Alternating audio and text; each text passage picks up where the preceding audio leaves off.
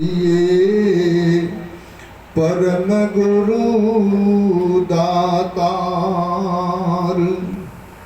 तुम्हारी आज्ञा में चलूं, तुम में हो विश्वासी, तुम्हें छोड़ नहीं और की कभी करूं मैं आश।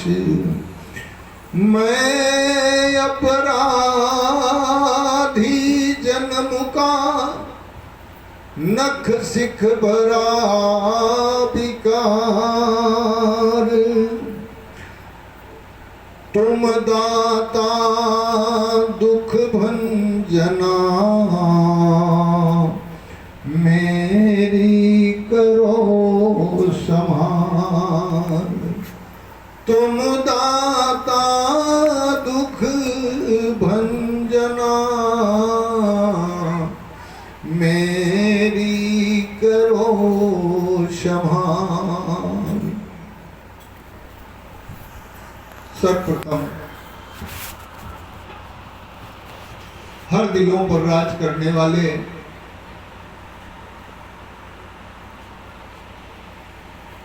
उच्च सिंहासन पर विराजमान परम आराध्य श्री दादा गुरु एवं श्री नकली निवासी भगवान के श्री चरणों में नमन वंदन कोट कोट प्रणाम करते हुए हमारे मंच पर मंचासीन संत महापुरुष क्षमापुर आश्रम से आए हुए स्वामी जी, हमारे नगली दरबार से आए हुए हमारे दाएं हाथ पर बैठे हुए परम श्रद्धेय स्वामी जी, आप सबके चरणों में नमन वंदन अभिनंदन करते हुए यहाँ पर आई हुई श्री गुरु महाराज जी की समस्त संगत, माताएं बहनें भाई नौजवान पिता तुल्य, आप सबके हृदयों में निवास करने वाले उस परम पिता परमेश्वर की सत्ता को देखते हुए हमारे तरफ से आप सभी को एक स्वर से जय सच्चिदानंद।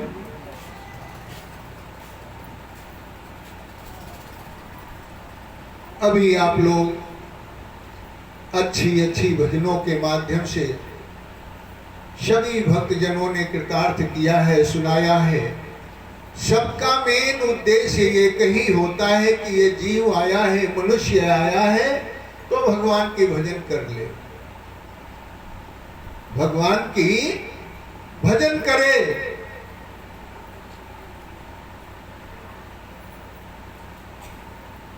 लेकिन एक शब्द आता है कि भगवान की भजन हम करें ही क्यों भाई? भगवान की भजन हम करें ही क्यों? कुछ लोग तो ऐसे भी होंगे कहते हैं अरे भगवान कौन है, जो कुछ करना है मुझे ही करना है, मैं ही कर लूंगा।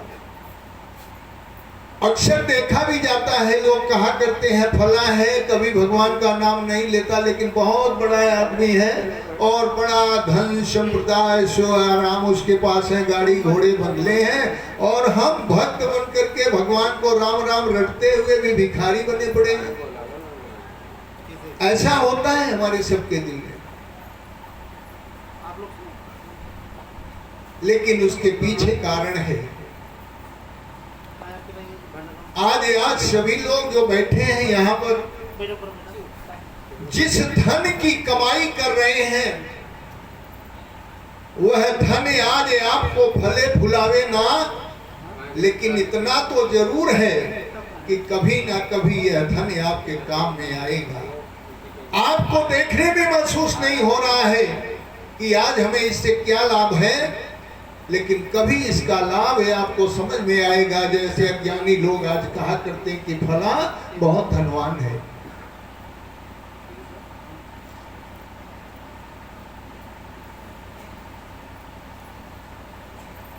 तो यहां हम आए ये मनुष्य शरीर मिली,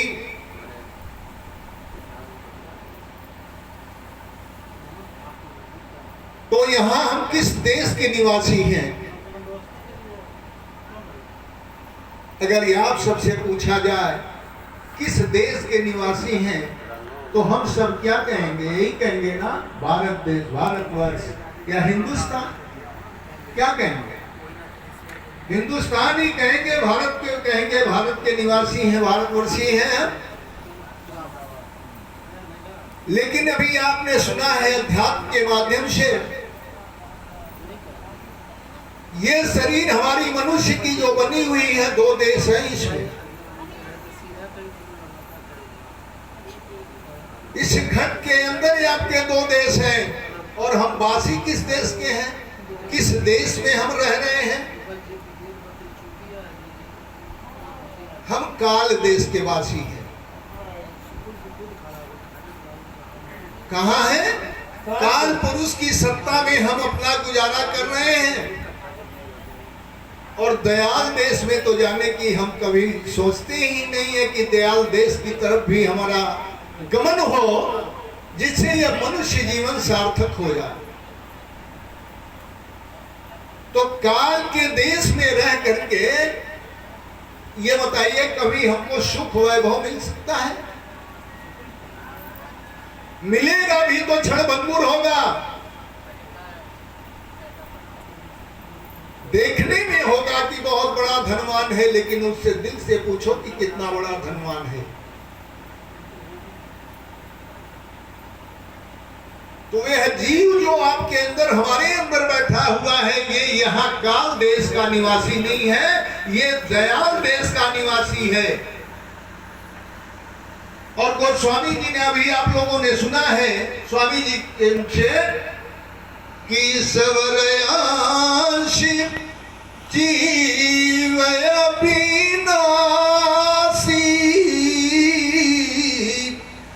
चेतन अमल सहज सुख राशि। ये चैतन्य है, सुख राशि है, सतलोक का वासी है। और यह भूल से कहां फंसा हुआ है? आकर के काल के देश में।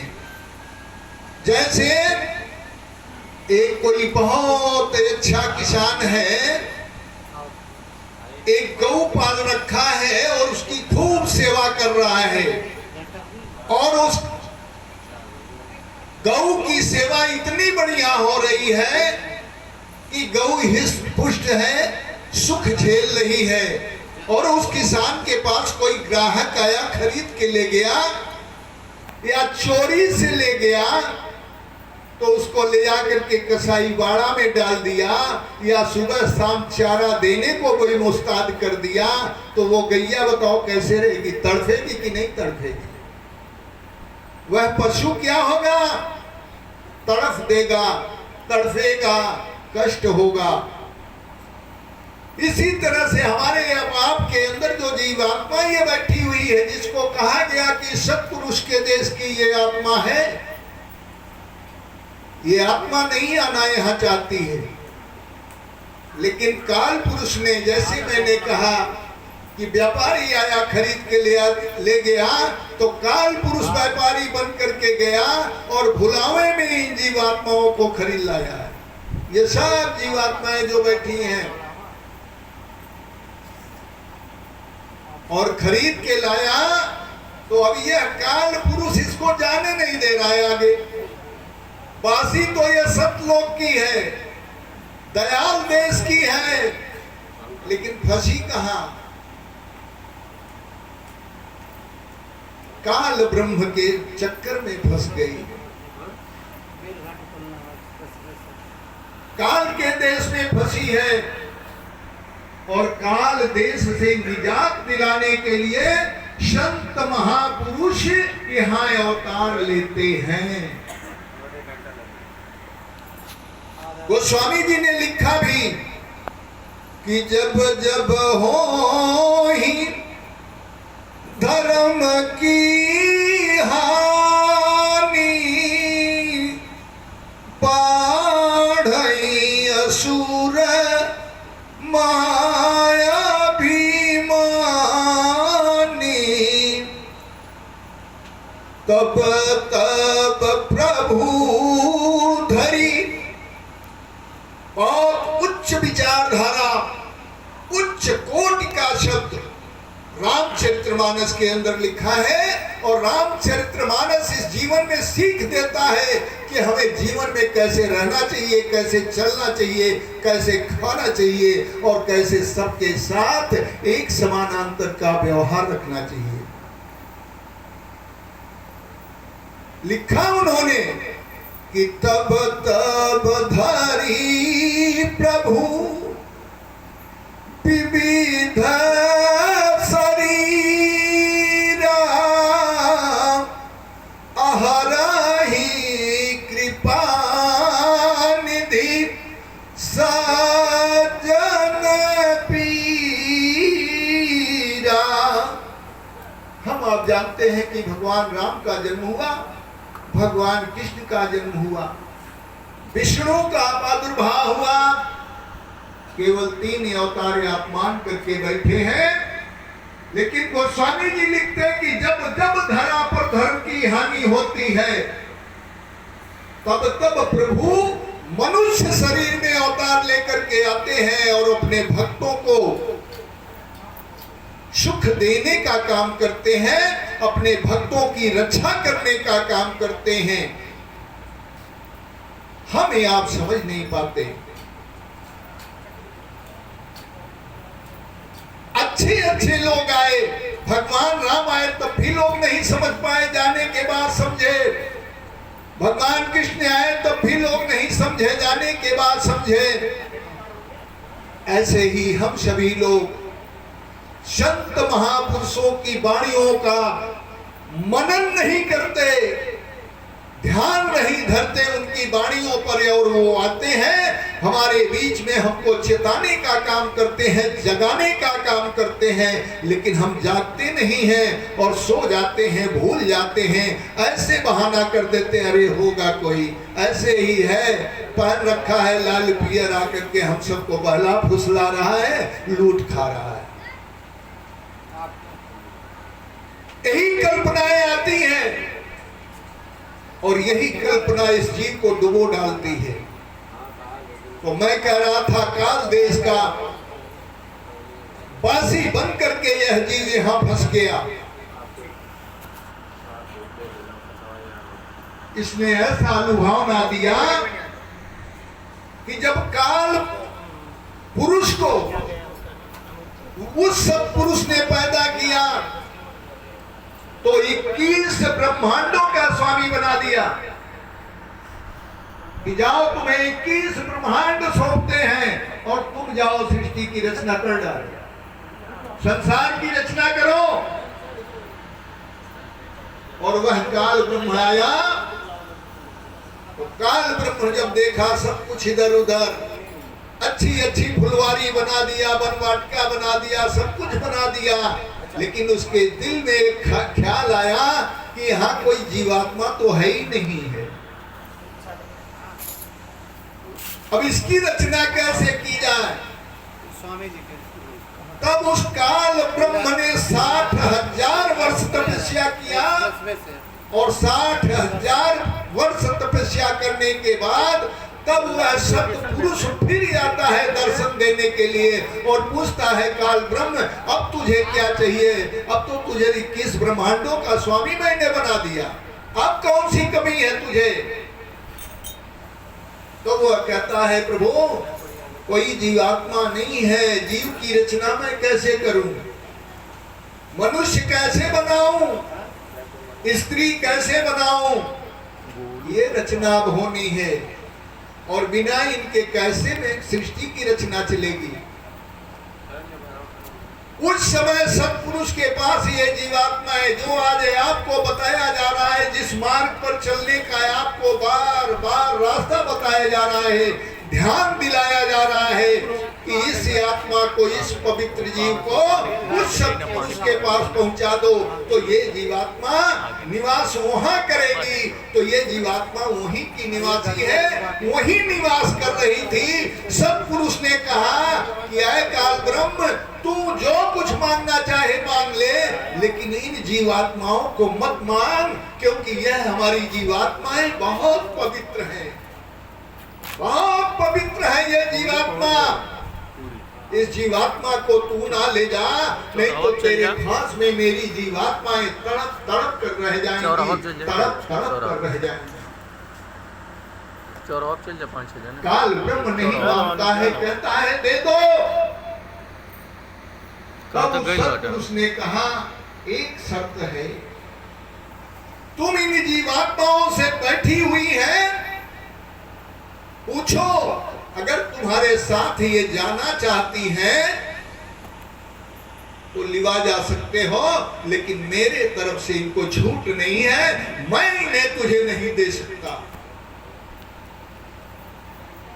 अब बात होती है, जैसे एक बच्चा होता है, उस बच्चे को आप टॉफी का लालच दे दो, चॉकलेट का लालच दे दो, रुपए पैसे का लालच दे दो, तो बच्चा किसी का है, लेकिन साथ जाने के लिए किसी के चल देगा। उसको क्या मालूम है भुलाना है। ऐसे जीवात्माओं ने देखा कि काल ब्रह्म के पास तो 21 ब्रह्मांड, रंग बिरंगे फूल, अच्छे अच्छे खिले बागवान हैं, इनके पास रहने में तो बड़ा सुख वैभव मिलेगा, और इनके पास हो तो अकेले खाली बचे ही पड़े रहो एक जगह, कहीं घूमने टहलने को नहीं मिलता है, और वहां तो मैं 21 ब्रह्मांडों में घूमूं। ये भोली जीवात्माएं हमारे अंदर या आपके अंदर जो बैठी हैं, उस काल पुरुष की बातों को सुन करके उसने जब कहा कि बताओ कौन सी जीवात्मा मेरे साथ चलेगी, कोई जीवात्मा हाथ नहीं उठा रही डर के मारे कि हाथ उठा दे मैं चलूंगी साथ में। एक जीवात्मा उसमें ऐसी थी जिसने पहले ही हाथ खड़ा कर दिया कि मैं चलने के लिए तैयार, और जीवात्माएं लालायित थी ही, लेकिन डर थी, तो सभी आत्माओं ने हाथ ऊपर कर दिया कि हम भी साथ चलने के लिए तैयार हैं। अब इन जीवात्माओं को लेकर के चल दिया हो। सत्पुरुष ने कह ही दिया था कि जीवात्माएं जाना चाहें तो जा सकती हैं, लेकिन तुम अगर कहो तैयार हो तो ले जाओ।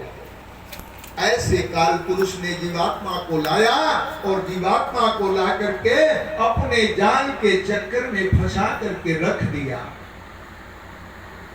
मैंने पहले से ही बताया, काल देश दयाल देश, दोनों नेत्रों के बीच में त्रिकुटी स्थान जो है, माताएं बहनें जहां बिंदिया लगाती हैं, हमारे भाई लोग जहां चंदन या टीका लगाते हैं, उस स्थान से लेकर के नीचे का स्थान हमारा जो है वह काल देश का होता है,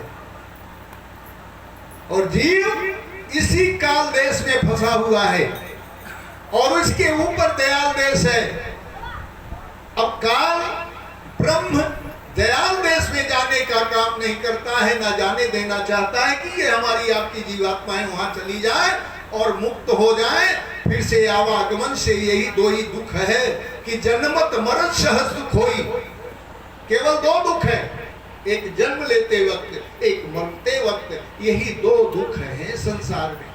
तीसरा दुख जो है वो तो काल्पनिक है, आज आया कल गया, बुखार हुआ दवा खाए गया, लेकिन जन्मना और मरना बंधुओं लगा रहता है।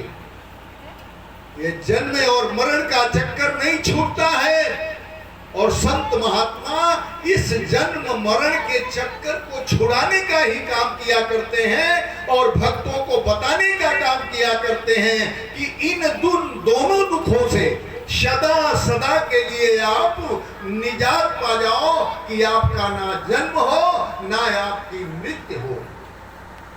लेकिन हम ऐसे गुरु को भी पा करके अपने जीवन को अकारत करते चले जाते हैं, उनके वचनों पर ध्यान नहीं करते, उनके वचनों के माध्यम से हम चलना चाहते हैं कि जो उन्होंने हमें रास्ता प्रदान किया, जो हमें प्रकाश दे दिया, उस प्रकाश में ढूंढने का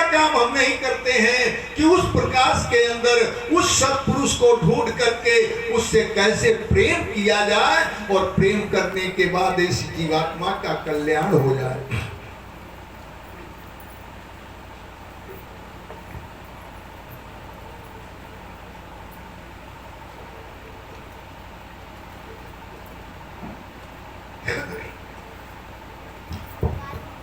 तो कहने का मतलब है संत महापुरुष चेताएं आपको तो आप उनके वचनों पर ध्यान दें। समय का अभाव है, वे स्वामी जी भी पहुंचने वाले हैं और हमारे बीच में हमारे नगली दरबार से आए हुए स्वामी जी भी हैं। एक